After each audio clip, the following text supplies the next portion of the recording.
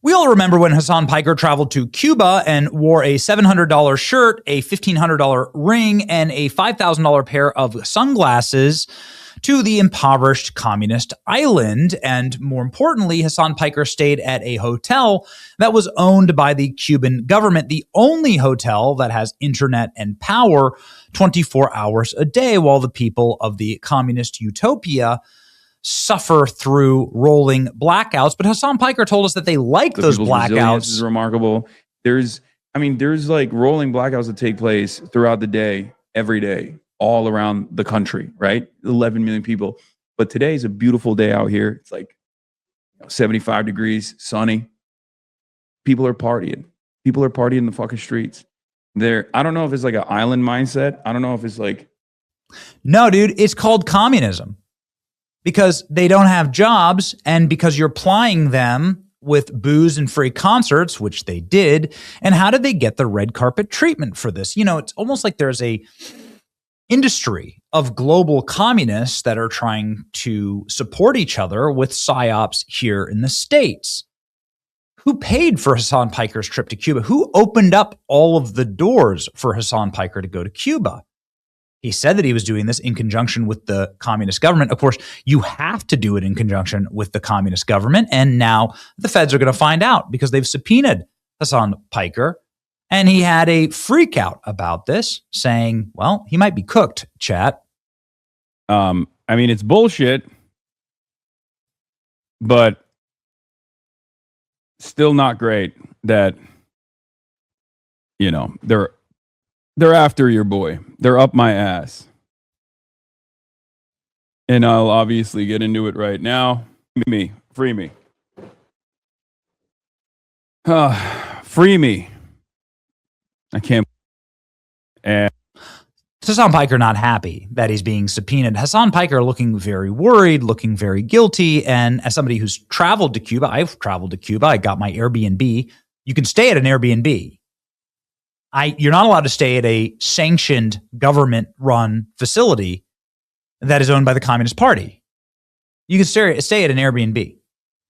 And I stayed at an Airbnb, and the government, the communists in Cuba, they raided our Airbnb. They tried to take our SD cards for our cameras because we were filming on the streets. I had a very different experience, and I wondered, like, well, wait a second. How did Hassan Piker get all the permission slips to go do all of this? Hassan Piker told us. Neville Singham. You may not know who Neville Roy Singham is, but you're about to. Because Hassan Piker just straight up outed him, or snitched like a rat about who was actually paying for and funding all this. Right? It's like totally ridiculous to try and you know, to try and stop like the political advocacy of an American citizen. Right? Roy Singham is an American citizen. He lives in China now, and he's a centimillionaire. I think he like has almost $1 billion. Not sure how much money he has now, but like he's been a funding vehicle for a lot of like political movements in the country, like a lot of activism, and they hate that shit. Like the American government hates that shit. So okay. So a reminder that billionaires are good as long as they're funding libtards. Rules to live by. Neville Singham is somebody who's been talked about regularly on our show, and various members of Congress have wanted to subpoena him and ask, what are you doing? Like, are you complying with American law with the billions of dollars that you spend in our election? Neville Singham, it's really anybody's guess how much money he actually spends. You can see how they funnel all of the money through these massive orgs. There's 51 different organizations, 5 different areas, 11 orgs. And they do this massive money funnel into left-wing causes. And you could end up putting hundreds of millions, if not billions of dollars into American politics, totally astroturfing the thing. And he lives in China, by the way. A Shanghai-based American expatriate works hand in glove with the Chinese Communist Party, is using a network of American nonprofits to foment and amplify American opposition to artificial intelligence and data centers in a bid to prop up China in the technological arms race. Oh my goodness. Just one of many examples of this. Well, anyway, lucky us. DOJ is now investigating Marxist millionaire. Remember, it's okay if they're multimillionaires or billionaires if they fund libtards. Neville Roy Singham over potential financial crimes. Let's go ahead and read here. This is a very, very good thing. The Justice Department has launched a grand jury investigation into centimillionaire and Neville Roy Singham for allegedly breaking law to fund a network of Marxists and other left-wing groups. Grand jurors have been impaneled in a Manhattan prosecutor. U.S. Attorney Jay Clayton's office has fired off subpoenas for bank records to probe allegations of money laundering and other financial aid, according to a source familiar. The grand jury probe into the Connecticut-born, Shanghai-based tech mogul, first reported by Fox News, had begun months ago, authorized by Acting Attorney General Todd Blanche. Oh, no. Treasury Secretary Scott Bessent also met with Goldman Sachs to discuss the investigation. The bank's philanthropic entity and donor-advised fund, Wealth Management, allegedly helped funnel Singham's dollar to U.S. groups. In total, nearly $300 million has flowed from Singham to the Goldman Sachs Philanthropic Fund and shell companies before moving to nonprofits, media organizations, and activist groups. $300 million is a lot. There were a ton of headlines that Elon Musk has spent $80 million. That's still a lot, but $300 million is a lot more. Everybody screamed about Elon Musk spending, yet libs are silent on this. Why?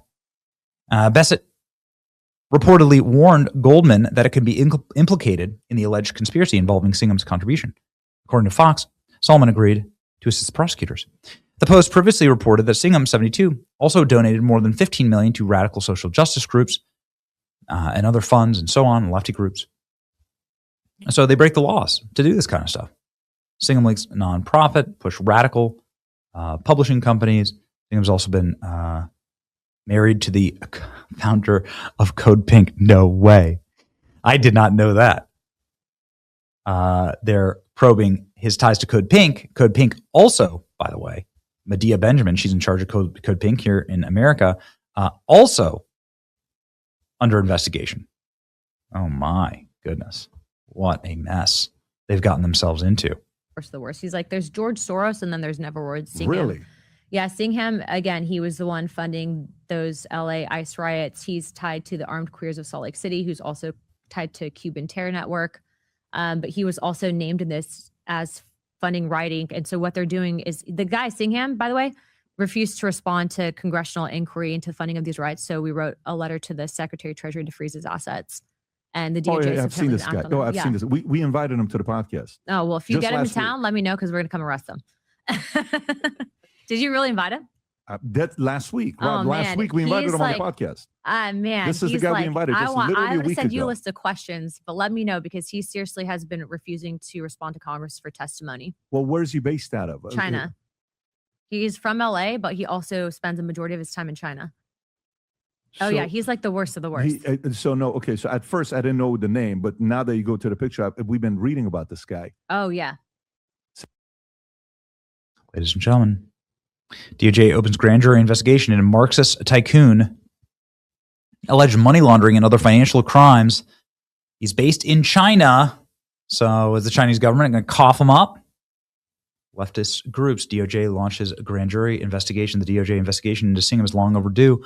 This man and his wife are single-handedly responsible for much of the foreign influence and division in America today. Singham's been evading congressional subpoenas because he lives in Shanghai. Great news. The Justice Department, thank you to my colleagues, DOJ surged a grand jury investigation into Chinese billionaire Neville Roy Singham. Funding ops against American technology infrastructure. DOJ is on the case. Bankrolled leftist NGOs for unrest. Wow. Neville Roy Singham, like George Soros, is using massive wealth, much of it, in Singham's case, perhaps all of it, accumulated by China to pervert our political system. You wonder why the communists are suddenly winning all these races. They have so much energy, it's so much influence, so much energy. Wow. Yeah. Here's what the DOJ is nailing him for. He sold his company, moved to China. He funneled $250 million into U.S. activist groups, dark money funds, network bankrolls Code Pink, People's Forum, Anti-ICE, and he shares a Shanghai office with CCP propaganda outfit. And he's never registered as a foreign agent. You know what they say? Lock him up. And Republican billionaires, maybe you should take... There's so many wealthy Republicans out there, but they never do anything useful. Time to like get in the game, right? Yeah. One thing that I'm jealous about when it comes to the left, their billionaires are all in, right? Republicans are buying Super Bowl tickets and Taylor Swift concert tickets. This is how we lose. We need to keep winning. Like, share, and subscribe to keep winning.